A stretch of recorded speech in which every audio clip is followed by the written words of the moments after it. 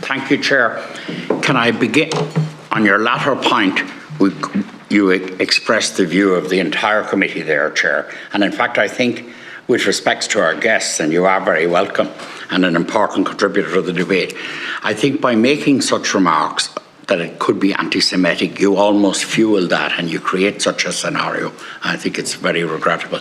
It's far from anti-Semitic. But to go back to the question, could I ask specifically, maybe Mr. Shatter or whoever wishes to answer, what we contend and what the ICJ in 2004 and International Court contends to be illegal settlements and expanding recently in the West Bank, the dispersed nature of those settlements, whether they're, as you say, as one speaker said, they're legal or quasi-legal, we contend the contrary, but the expansion of those settlements and their dispersed nature, surely, and I would like Mr. Shatter specifically to answer this because he did reference the two-state solution. Surely that prevents a two-state solution. If you're already putting pockets of settlements through the Palestinian, through the West Bank, through Jerusalem, right through, aren't you, by definition, ending the prospect of a two-state solution? If you could take that first.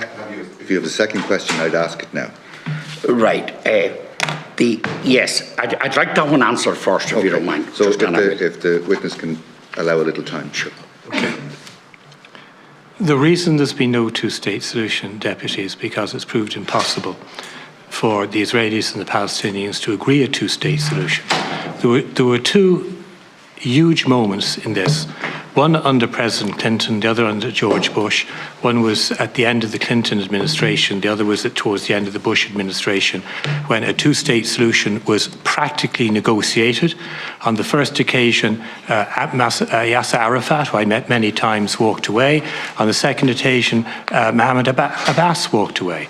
I agree that ultimately, Palestinians and Israelis, and the only solution is that they live side by side, be it a two-state solution or some other legal arrangement that they agree. These settlements right through is the settlements that are being constructed are in Area C, as designated by the Oslo Accords back in 1993.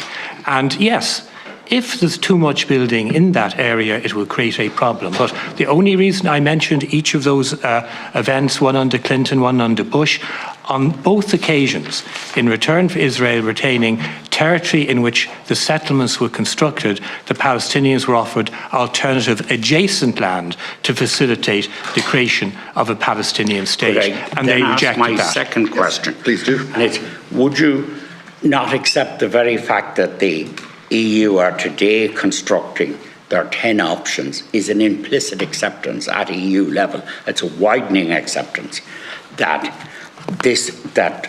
something has to be done here, that there has to be a widening acceptance that there has to be an interference and a moral stance, and even a stance that puts commercial situations way behind morality and the lives of human beings.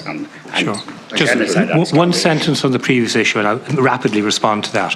The one sentence on the previous issue is, of course, Hamas, Islamic Jihad, Iran, all of them reject the two-state solution, and their only objective is Israel's total destruction.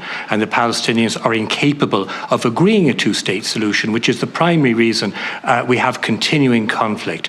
On what's happening in Europe today, there are apparently 10 options of possible action different European governments may take. I'm not, nor are you, Deputy, of course, privy to what discussions are going on behind the scenes, so I can't act as the prophet. I don't know what if any decisions would be made. I do know within European Union countries there's a huge conflict. We need to do something. There's a conflict of perspective. Deputy Sean O'Reilly. I think Chairman Natasha has been trying to get in. Just to, I'll give you 30 seconds. Yeah.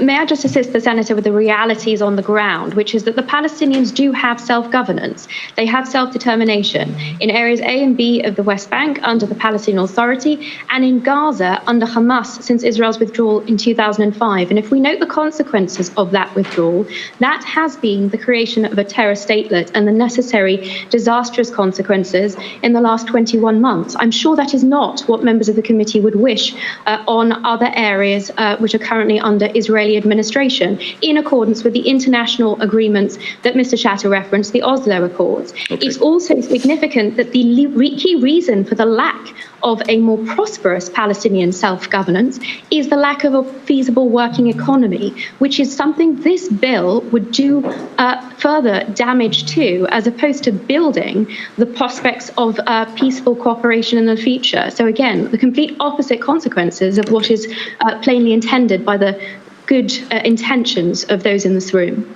Deputy Sean.